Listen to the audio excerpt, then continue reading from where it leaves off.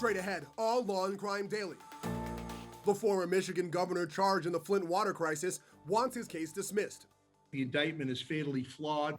Suspects in the storming of the U.S. Capitol are looking towards the president for their defenses. But will it hold up in court? You can't blame someone else for your actions unless you have an argument of duress. Plus, why police are thanking a Florida restaurant manager with saving a boy's life. And a defendant's final words as he's sentenced for his wife's murder. When will the pain end? Knowing that I'm the cause. Daily, I'm Brian Buckmire along with Terri Austin. Attorneys for the former Michigan governor charged in the Flint water crisis want his case thrown out. More than 80 people were sickened and 12 died after the city changed its drinking water from a treated source to the Flint River in 2014. Prosecutors now say actions by government officials were criminal. This case is about justice, truth, accountability, poisoned children, lost lives, shattered families that are still not whole, and simply giving a damn about all of humanity.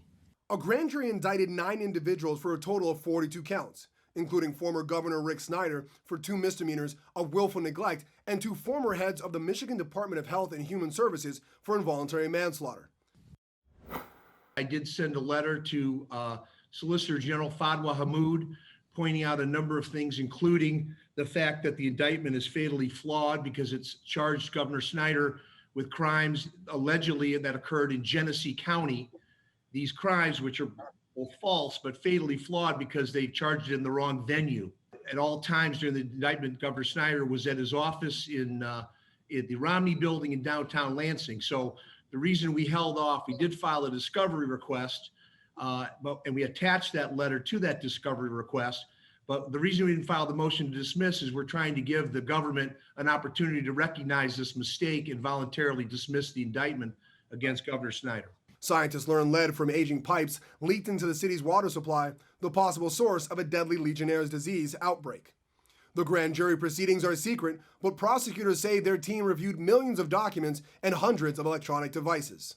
Frankly, and because this is a unique process by which these charges were brought to discovery, there's some other issues regarding discovery that I think we need to discuss with defense counsel as well. Frankly, I anticipated a motion pursuant to MCR 6.107 because this indictment was issued pursuant to a grand jury, but I haven't seen that yet. But yes, for purposes of today, Your Honor, we're just asking for another court date so that we can observe and respond to defendant's motion to dismiss. Joining me now is criminal defense attorney Ecleynne Mercy along with Terri Austin. Ecleynne, so far Snyder's defense sounds, I'm sorry, kind of laughable. He can't be charged in that county because he wasn't there at the time of the harm. How do you see this case working out for him?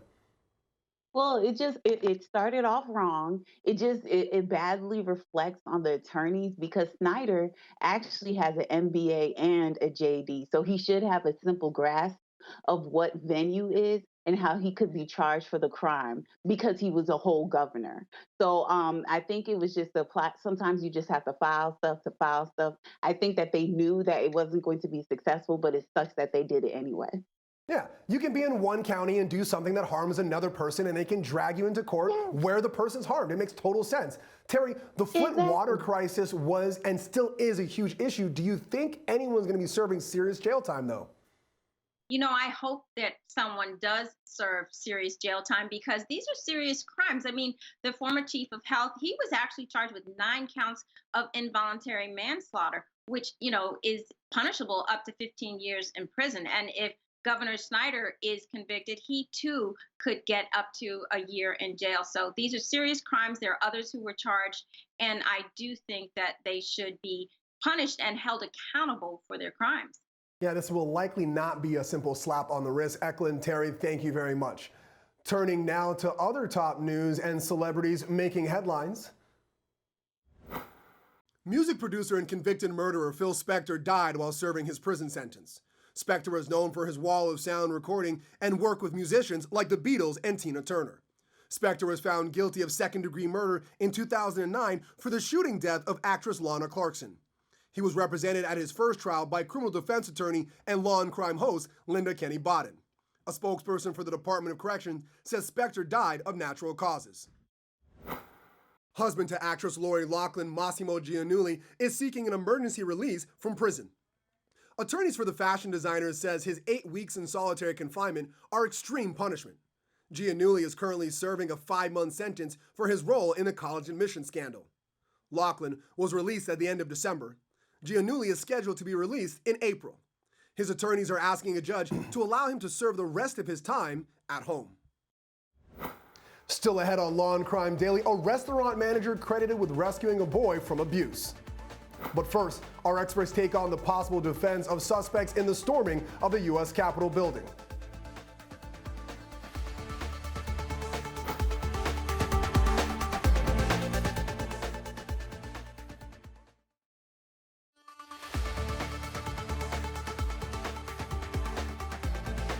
A number of people facing charges in the riot at the Capitol are asking for pardons, and they say they were following the orders of the President Trump. Angenette Levy looked into whether the claim or defense would hold up in court. Yeah, Brian, we're going to call this the Trump told me to do it defense. There have been people asking for pardons, some actually saying they were following the directions of the commander-in-chief, so they should be off the hook. But when it comes to defending a case in a courtroom, this likely is not going to work.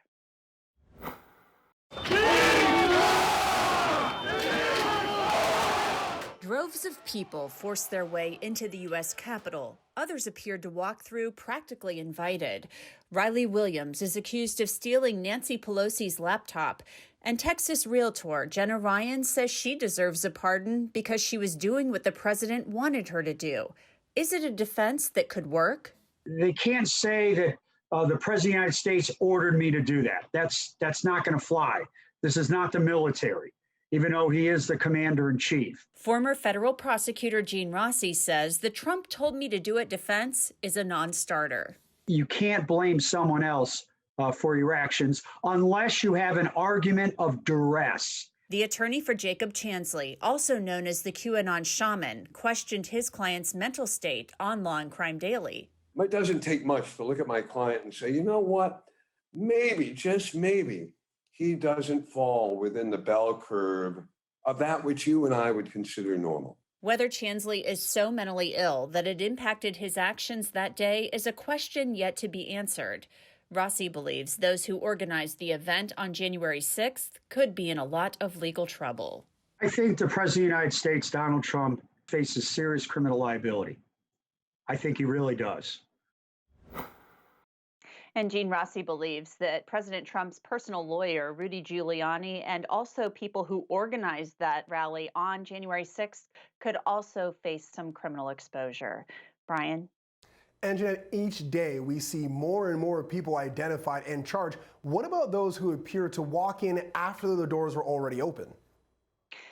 Yeah, that's a really good question, because some of those people, as we mentioned in the piece, look like they were just kind of walking through, and some were even maybe allowed in by some of the police officers. At least it appeared that way from some of the videos that we saw.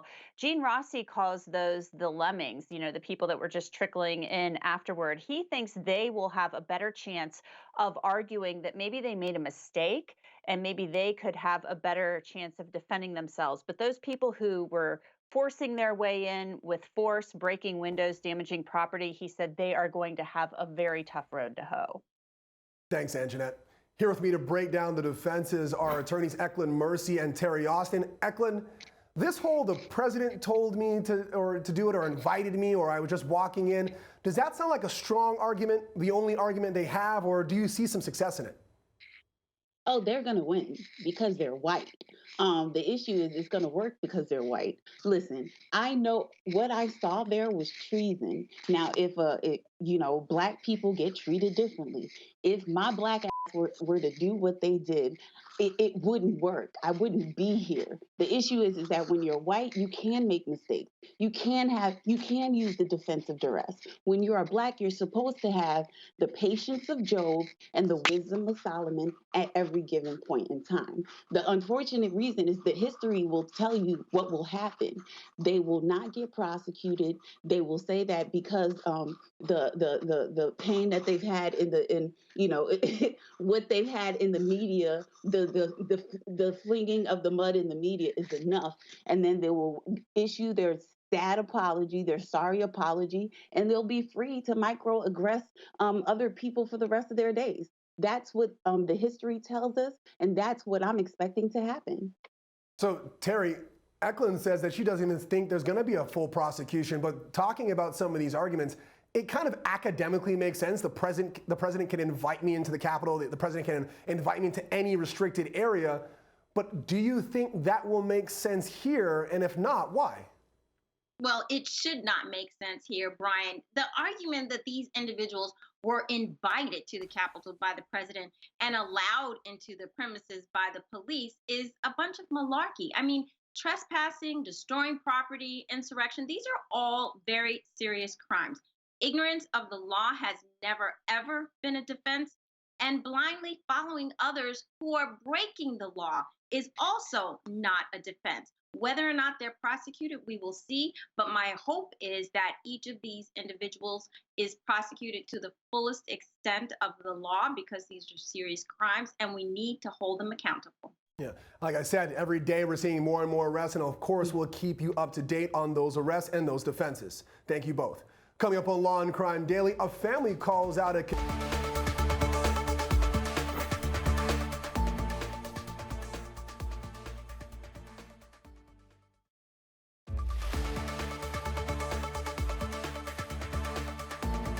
Police in Orlando, Florida are crediting a restaurant manager with helping to save the life of a severely abused 11-year-old boy. The boy was denied food. The man told me that no, that was everything okay, and the boy was okay, and he was is gonna have his dinner at the night at home. This was super strange to me. And when I looked to the boy and I saw really a big scratch between his eyebrows, and I started observing them, and I could saw that he was super quiet and sad. I wrote another sign asking him if he needs help, and he nodded his head yes. The manager then went to the back of the restaurant to call 911. Officers quickly arrived on the scene to investigate. The child came forward with some statements. The father was then arrested on a child abuse charge and was transported to Orange County Jail. The child was then transported to the hospital where the Department of Children and Families made contact. Additional allegations of abuse were discovered, and that's where the Special Victims Unit came in. We took over the investigation from there, and based on the new allegations that we discovered, the father was then arrested again with 3 counts of aggravated child abuse and a count of child neglect, and the child's mother was also arrested on 2 counts of child neglect for her failure to act and failure to protect the 11-year-old child. Back for analysis, our defense attorneys, Ecleynne Mercy and Terri Austin. Ecleynne, I get we have to use the legal term abuse, but this child, based on what I understand, was tortured by his stepfather, and the mother allowed it. She knew what was going on. Can you talk to us about what that mother could face in terms of charges, even though she might not have put hands on this child?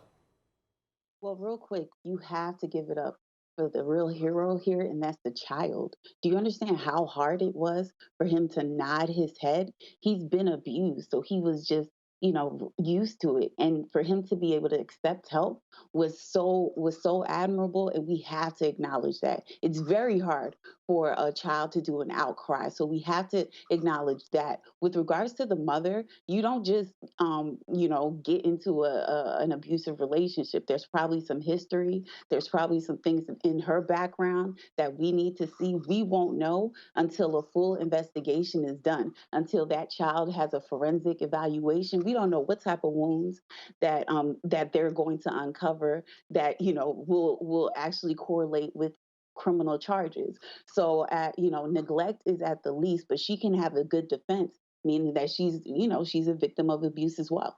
Exactly. Now, Terri, kind of looking to the hero, the manager here, quick thinking saved, I think, a child's life here. This could have ended horribly if it wasn't for this manager. What are your thoughts? I could not agree with you more, Brian. This woman was not only a good Samaritan, like you said, she was a hero. You know, all too often we hear about cases in the system where the system has failed and the child was not only abused, but the child was killed at the hands of their parents or their caretakers. And here we have someone who actually saw something and said something. And it's a reminder to all of us that we need to stay vigilant and we need to protect our children. Absolutely. Thank you so much for this manager who was there. And of course, as Ecleynne said, I want to echo that the child is also the hero here for being able to nod his head, because while it might be a small thing for you and I to do this, after what I can only imagine be years of abuse, that's a huge, huge heroic effort on his end. Thank you both. When we come back, hear a defendant himself as he admits to killing his wife and fleeing, driving clear across the country.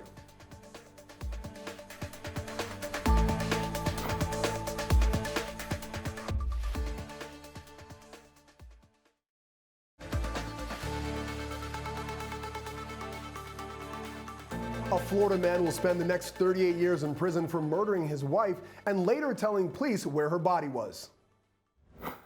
Gretchen Anthony was reported missing in March after her blue Mini Cooper was found in a hospital parking lot in Jupiter, Florida. Her husband, David Anthony, fled. A week later, police arrested him across the country in New Mexico.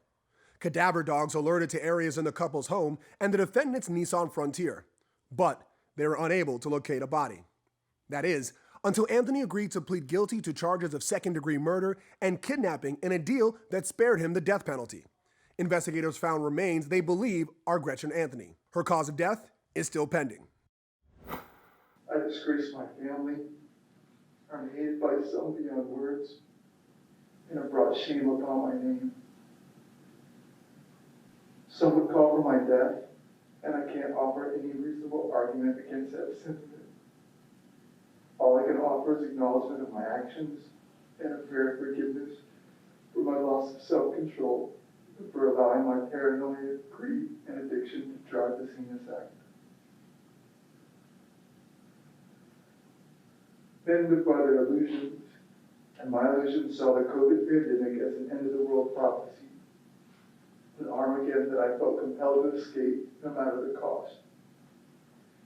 When actions become detached from consequences, that's when madness occurs. My addiction to and abuse of medicinal-grade marijuana, combined with untreated mental health issues, further fueled a chain reaction that led from one tragic event to the next. The defendant's family asked for leniency, citing his mental health issues and a bipolar diagnosis. The victim's family said he's a monster.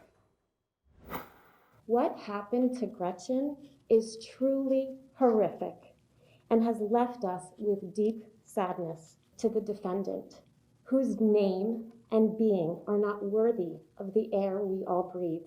Your statement will never mean anything to anyone.